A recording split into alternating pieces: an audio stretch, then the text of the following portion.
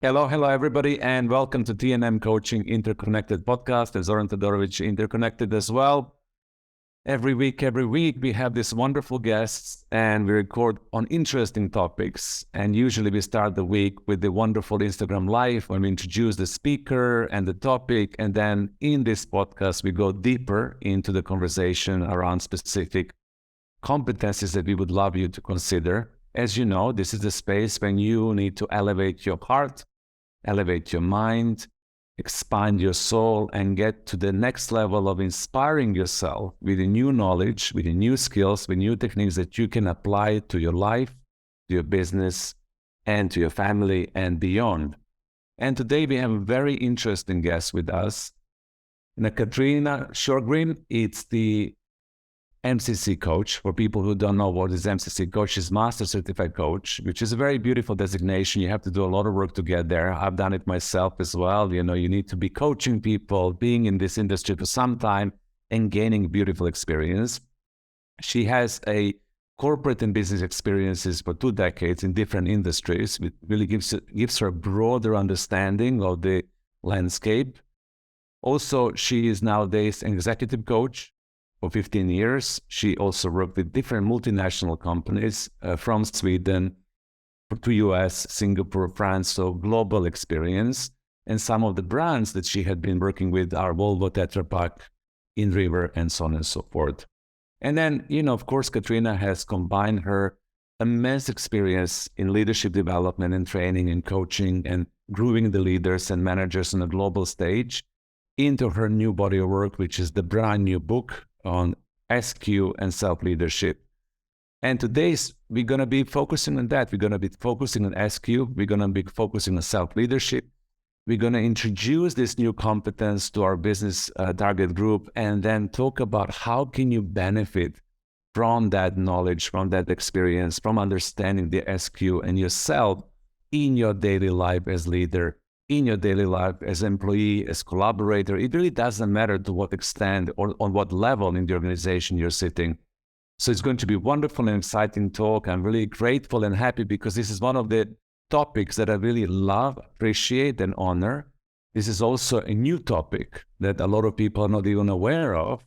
And the guest is fantastic. So, Trina, welcome. So glad to have you on this podcast. Thank you so much, Zoran. I'm happy to be here today.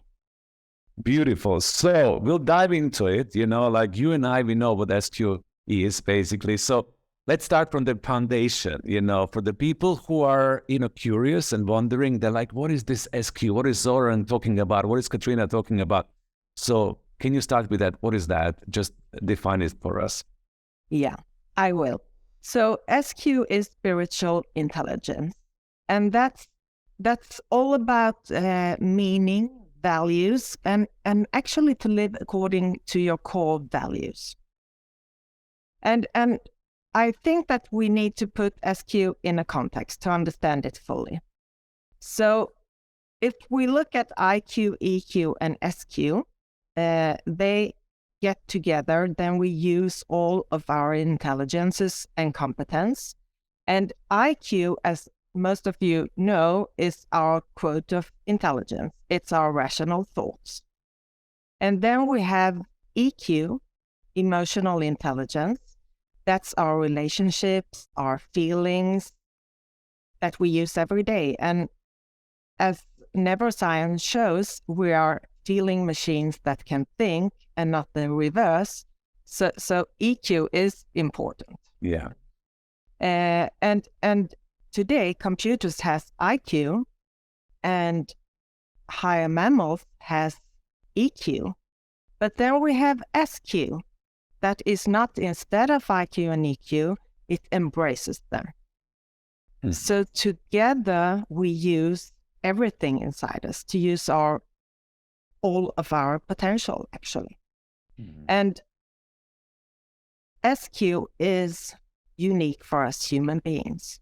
It's one part of the Maslow hierarchy of needs. We need water, we need sleep, we need practice, etc. But we also need to feel that it's meaningful. That's our core need. So that's why SQ is so important for us human beings, but also for the companies, for leaders, for today, employees want to go to work and feel that it's meaningful, and that's SQ. So we can do so much within the leadership with SQ. And I love that you're introducing the meaning, because I also think that we do have a crisis of meaning nowadays. There are a lot of people that I'm coaching, talking with in life, in business, are, confused, and they keep on asking those big questions. What is the meaning of everything that I'm doing? What is the meaning of my life? What is my life purpose? How is my life relating to my work, and vice versa? So I can see that we are in a pivotal moment when people are truly curious about their meaning. And what you're saying is that by understanding the SQ, their spiritual intelligence, and knowing that we have this wiring inside of ourselves, they come one step closer to understand that meaning and to figure out what is the real meaning in their life, correct? Yeah, correctly, exactly. And where we feel that we go according to our inner driving forces, our meaning, then things become so much easier. It's like you flow with life instead of struggling against it. And the feeling that many people have today is like, I will just do this, or I will just become the director of, then I will be happy or satisfied. But you come to that, and then again, okay, but still something missing here. And that's, we're searching for the actual meaning. But to be able to find it, as you say, we need to be self-aware and to know what are my core values, what is meaningful for me, because what's meaningful for me is not the same for you or you. And for example, I have twins. They're 22 years old. They've been raised at the same time, but they're different. They have different meaning. So it's up to ourselves to actually explore and to find what's meaningful for me. So let's play, a little bit you and I with the audience that is listening right now. So if somebody is saying, okay, I would love to get into that meaning, I want to figure out that meaning. You mentioned the first step of self-awareness towards figuring out your meaning. It's to understand your core values, right? Yeah. So how would we go about core values? Let's define values for people. We all know the word, you know what I mean? People sometimes would say, I value this, value that. But when we look into this from the lens of personal development and coaching, we really want people to get in relationship with their true values. What are they really valuing in life? Which is, as I said before, the first step towards understanding yourself, becoming self-aware, and then knowing your meaning, right? So how do we get people to understand their values? So I think there are some quite simple exercises to actually find the 5 core values and to be conscious about those 5 core values. And actually, neuroscience says that don't ever compromise with your core values. And if you do, because sometimes we need to compromise, make a conscious decision so that we don't just go on and go against the values and we feel that this is not right, business-wise or personal-wise. And there are, I don't think we have the time today to look at the exercises, but it's quite simple, 15 minutes of the client's time to actually find the core values. Yeah, exactly. We don't need to do the exercises. What I mean also that, to simplify it in a way, I might take on this, you look into what really matters to you, right? So the starting point of figuring out and being self-aware, what do you really care about? What really matters to you?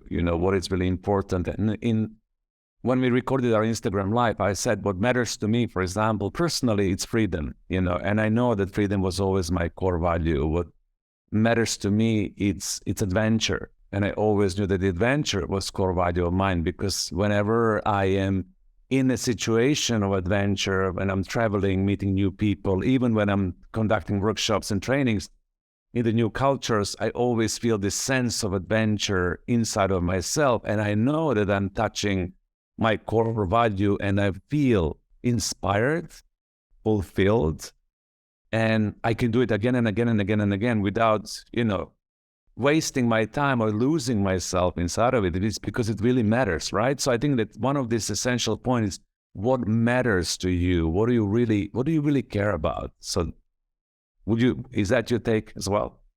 It is, exactly. And if when I look at you now, you can actually see in your eyes that they get this sparkle, that these are my core value. When I have the adventure, when I have the freedom, it's like sparkles. Yeah. So that's actually what we were searching for, that inner core. And also, for example, I said when we did the live recording, my values are autonomy, as you say, freedom, but also happy family. And when I, above others, but when I live truly according to those values, I make results. I feel good, and I have this balance in life. I feel this harmony, and I can work quite hard, but still I have this harmony in life. And actually, 1.5 years ago, I got a brain bleeding. It was quite ill. But when I woke up and recovered, I was going back and actually looking at my core values. If I would not have survived, did I until now live according to my core values? And I actually did. So that's a good ending on that. I was waiting. What are you gonna say? No, but yeah, I was quite pleased because I had lived, and I'm still living according to my values. So I'm living according to what I want to bring out to the rest of the world, to live truly. So life happens, and we need to go flow with life. But it's so important not to wake up and to say, my God, I'm 50 and I've been wasting my life on something that is not important for me. Exactly. So that's core values. Exactly. Something that is not important for us, and also not being compromised at that level. Because as you said before, when we coach people in the organization or even in leadership development trainings, people would say, when I reach this point, then I will be able to, right? When I come to that level, then I will be able to actually align to my core values and become fully and truly authentic to myself. And we know now that life happens and the time moves, and then you end up not being in the alignment. So we don't have any excuse, I suppose, this moment in time, not to be truthful to our values, right? And from your experience, why do people compromise? What happens to humanity so that we say, well, I'll wait? Good question. I actually think that we have forgotten what is important, and we strive to make results and to show our facade, kind of, and to produce. And we forgot that actually when we're in balance with both sustainability and productivity, then it's optimal.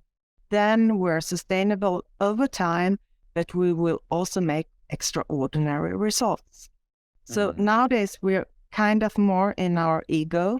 We run, we plan, we achieve, but we forget about our inner wisdom to take that with us.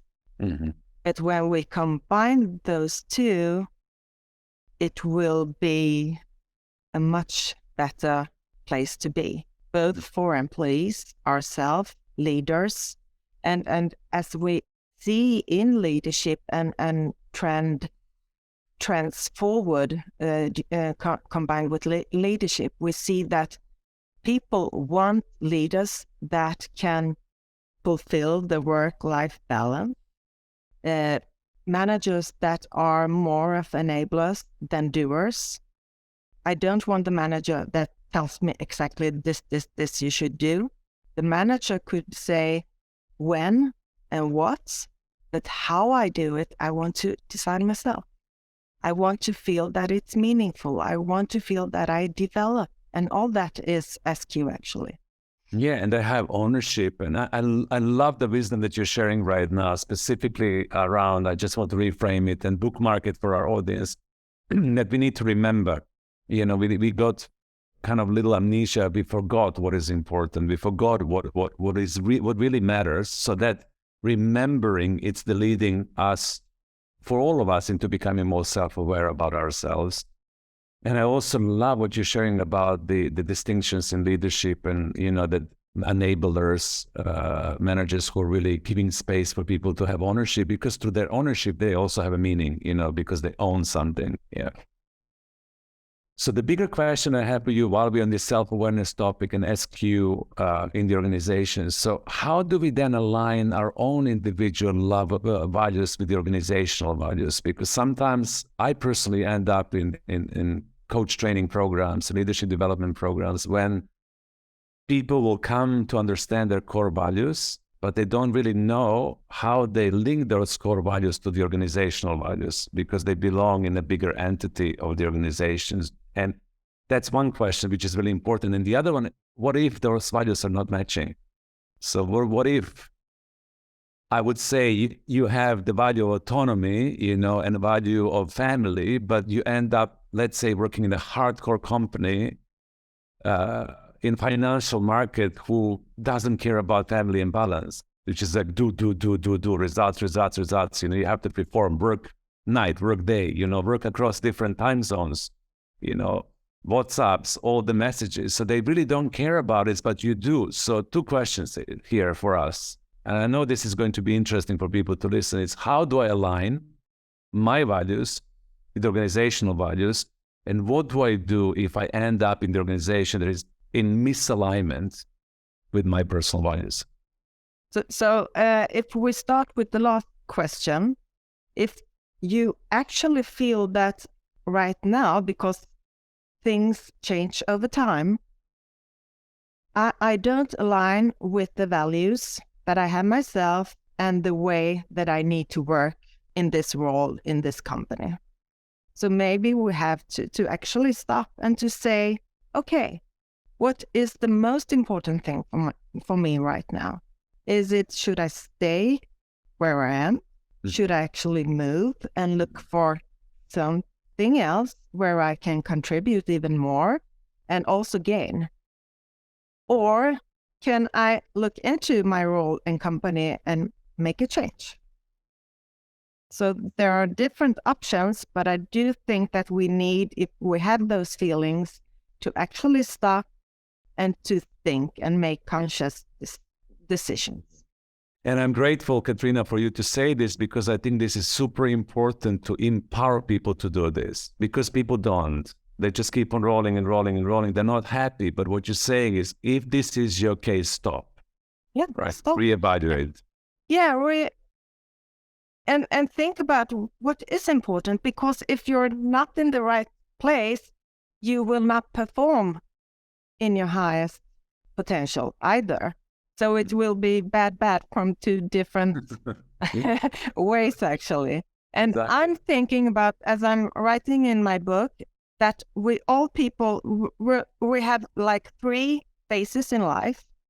Up to 28 approximately, we are in our youth phase. That's when we grow, we take our values and we grow up. And then we have our power phase, kind of, from 28 to 50, 54. In the power phase, we build career, we build family, houses, blah, blah, blah. We run quite fast. And that's when you many times do not stop and think, what is important for me? We just continue. Mm-hmm. But then when we reach the wisdom phase, the last phase from 50-ish and upwards, where we can, if we're wise, actually slow down a little bit, use all of our competence, knowledge, but also take more time for reflection and thinking, and use our wisdom and give that wisdom to our employees, to the people around us, to the company and the results, then we use ourselves in a good way. So I think also when we come to this last phase, if we don't stop and actually think, am I in the right place, space, and we just continue to run and say, when I retire, then I will. Yeah, exactly. Then we are not on the right path, I think. Yeah, beautiful phases, transitions. I love those 3 phases. It's lovely to see your life from those cycles as well, and what happens in those cycles in early youth, then in the doer to a doer, because we all recognize and know, and then in the wisdom as well, and also making peace with those cycles. Sometimes we carry ourselves through different cycles. We don't stop and understand that we have actually completed that cycle, and now is the time for us to move into something else, right?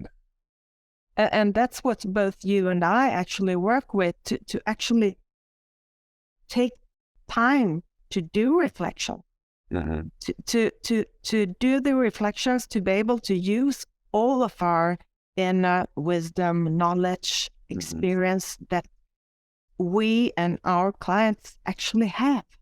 But if we don't slow down a little bit, we lose all this. So we now know what to do in the case that values are clashing. And what do we do in the case of, I have certain values, my organization has certain values. So how do we really align ourselves with the organizational values? What are the touch points? What do we do to really begin resonating with the culture of the company or corporation that we are working with right now? So I think, first of all, of course, what are the company culture? What are the company values? And how do we live them in our team, me as a manager, and also taking responsibility ourselves as manager to actually see, am I talking about these important values and in the organization? And to stop and to think, are these values, they do not need to be the same, but are they aligned? Are they on the same path as my own values? Exactly. And the reason why I'm asking this question is because I've been in many, many exercises talking really frankly with leaders and managers in the organizations, and I see the values on the boards. I see the values in the corridors. I see the values on social media, in presentations, their values, but actually people, they're just seeing them and asking, what do you think about it? Yeah, they're nice. They're lovely. But this is the HR thing, this is kind of the HR values. They put it, for people to be happy. But our invitation in a true self-exploration, self-discovery, it's take them seriously. Because, when you fully understand the fabric of the values of your organization, right? And you fully begin, as you said beautifully, displaying them, living them, embedding them in your leadership and management style, aligning to them, and expressing them, then you really become the ambassador of creating this beautiful culture that those values are actually there to support creating. Exactly. Wonderful explanation, Zoran. And I think it must be important also for the CEO, for the management group, because then it will become important for the company. But if it's not important up here, then it will not be important in the rest of the company. Exactly. And I remember when I was young, working within the telecom industry, I came into the company when it was like 20-25 persons, and the whole company was living the values. And we had so much energy, performed very well and very loyal, a lot of energy and great results. But then the company grew And when it was above 200%, then kind of forgetting about the values, the cultures, and then you lose something. So it's a work that you have to continue to live, as you say. Exactly. So we lose the soul, basically. And I've been in this myself, and it grows up, and the performance becomes much more important than the soul of the organization, the value, what is the real buzz, real energy, which actually we need as human beings to be able, as you said many times in this podcast, perform and be best at our work and realize our potential, right? Yeah. So that's that decoded, that's that decoded. So part of the self-awareness, aligning to our SQ, aligning to the meaning in our life, it's really discovering your values, taking time to reflect, being very clear about who you are, what matters to you, and then working with a coach as well to go into the deep dive, into discern and assess and understand your core values. So that would be a first big step towards seeking meaning and finding meaning, right? Yeah, exactly. And if we look at knowledge and wisdom, knowledge, we handle our outer world. But with wisdom, we handle also ourselves inside.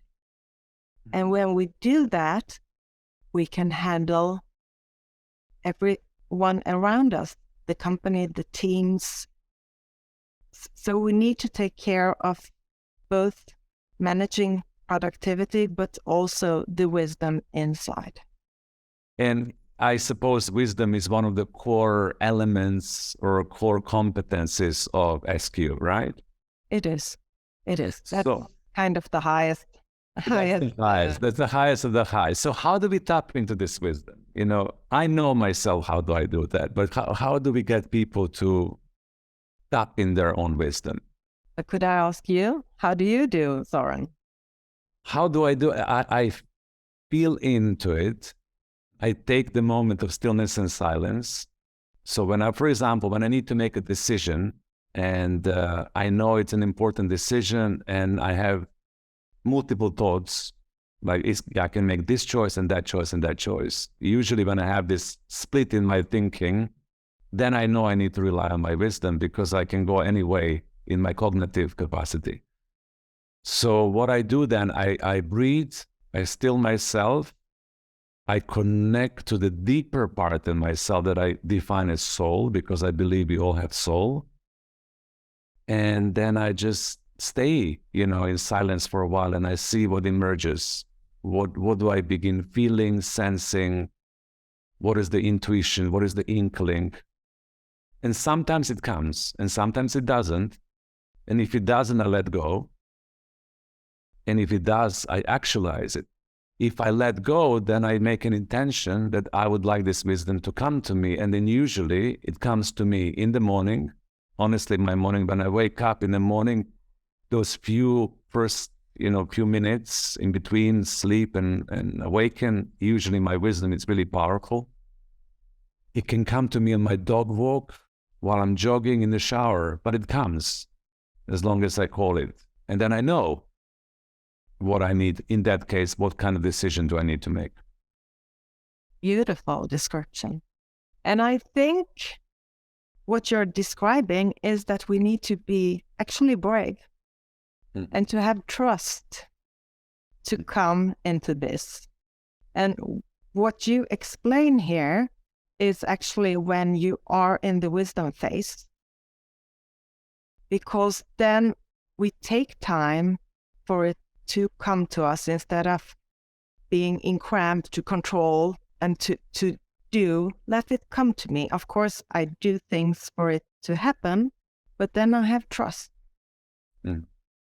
that it will come to me. And using also, as you say, the brain, but also the heart, the truth, and my stomach, my gut feeling. So all of those intelligences that we kind of forgot nowadays, to actually use all the intelligences and let it come to us. Even if in business cases.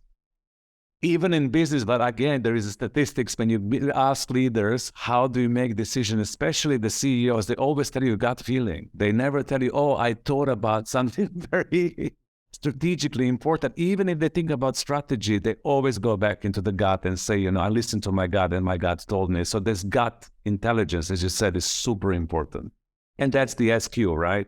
Yeah. And also, as you said, to have some silent moments also during the day, not always being occupied with meetings and then listening to things and to be occupied with the mind, because then you're not creative. You don't use all your senses and you cannot actually grab your wisdom and that knowledge that needs to come to you. Mm-hmm. So kind of mindfulness and meditation, at least 15 minutes a day, gives so much, especially when we're stressed business managers. Yeah. I've learned the hard lesson. So, I know that it's so important. And I know many people nowadays are aware of this. So now, for the people in organizations who listen to this podcast and enjoying our chat and conversations, how can we bring SQ and spiritual intelligence more present within the work, within our daily life? What will be your invitation or recommendation or suggestions for HR people, people's manager, leaders, CEOs, executives that are thinking about, this is interesting, this is important, this matters. How can I bring this into my business? I would say that everything starts with self-awareness. Because if we look at the SQ pyramid, it's like this. It's 4 levels. The first level is self-awareness. I need to be self-aware to be able to lead others or to know my values, my meaning, and etc. And then the second level is awareness of others. Mm-hmm. It's first when I'm aware about myself that I can actually open my eyes and be aware of my colleagues, my customers, my goals, etc. To be aware of others and to improve my way of communicating and bonding with people and the behaviors of all of us. And then we come into the third level, personal development, where we look at ego versus higher self, but also actually on being more effective and not being action addicted or wasting our time being distracted all the time. So in personal development, we also have to actually take care of our time, because when we do that, we can work less, have more time for reflection, and use more of our intelligence. And that's SQ. And what they see in research actually is that when we're stressed, we lose 38% of our productivity. And still, do we stress? Yeah. Would we take 38% of our salary to do like this? No, we would not. But still, we stress all of the time, so we waste 38% of our productivity. Wow. It's a very interesting number. I mean, you always, when you share numbers, it's like, bing, the people can see it more clearly. Yeah. So that's within the third level, personal development, to actually take responsibility and action on how can I use my time in the right way for myself, for the work balance, for my team, for the business, to make even better results, but work less and have time for reflection. And then going up to the fourth level, SQ, to actually work with developing our SQ. And once when we do, as I see it from my life experience and working with people who naturally step into their activation of the spiritual intelligence SQ, it becomes a holding intelligence because it encompasses everything together. It really holds well the emotions. It holds the mental, cognitive intelligence together. So it becomes something that really gives you a lot of maturity, wisdom, ability to maneuver life, ability to be agile, and again, connects you, as Catharina said at the beginning, to the deeper meaning, which is the essence of joy, happiness, satisfaction, and being that human being that really wakes up in the morning with a smile on its face and says, I know why I'm here today. I know why I'm doing what I'm doing. I know why I go to the office every day. What is the reason beyond monetary, beyond financial, beyond all of that, the deeper understanding. So we begin living more fulfilled life. And I think that's the most important thing for all of us. It is, because if we look in a larger space, our lives are quite short, and we're more than 8 billion people. But still we can impact so much our own life, and we do actually make impact on people. So we need to take responsibility for that also. People, we're going to reference your book in the description of this podcast as well. We're going to reference your LinkedIn and your website so people can come and see you and find the book and enjoy reading and enjoy learning. So I'm super grateful, for you coming today and for our chat and conversation. It's always beautiful to have somebody like you to play and to introduce certain things that are still new and fresh, for our audience, and things that people never thought about before. So I hope for the listeners that you have had good time activating your thoughts around spiritual intelligence, understanding the importance of meaning, understanding the importance of purpose, core values, and how can you bring all of that back into your work life so that you can live fulfilling, satisfying lives and then have a prosperous and lovely careers full of meaning and purpose. So one last thing from you, Catharina, how would you love to leave audience with? Do you have any last personal wisdom, anything that you would love to share just for you to feel complete in your connection with our audience today? So what I would say is to actually take time to use your inner wisdom and to take time for you, for your life, because it will have an impact for both your personal life, but also your business area. So work with these important questions. And thank you so much, Zoran. You're very, very welcome. And take time. And if you don't have time, hire the coach, because this is what we're here for, to help you create the time. I'm always inviting people and saying everybody needs coach, including myself, everybody else at the beginning of their career, in the middle. Even if you're super successful, you always need to maintain your performance. So coaching is one of these beautiful disciplines. So make sure that if you struggle to create that time, you find the support structure so you can then enjoy it. Once again, thank you so much for coming into this podcast, for listening to us week after week. We hope this was wonderful and meaningful for you. Lots of love to everybody until we talk and listen to each other next time. Bye for now. Thank you. Bye.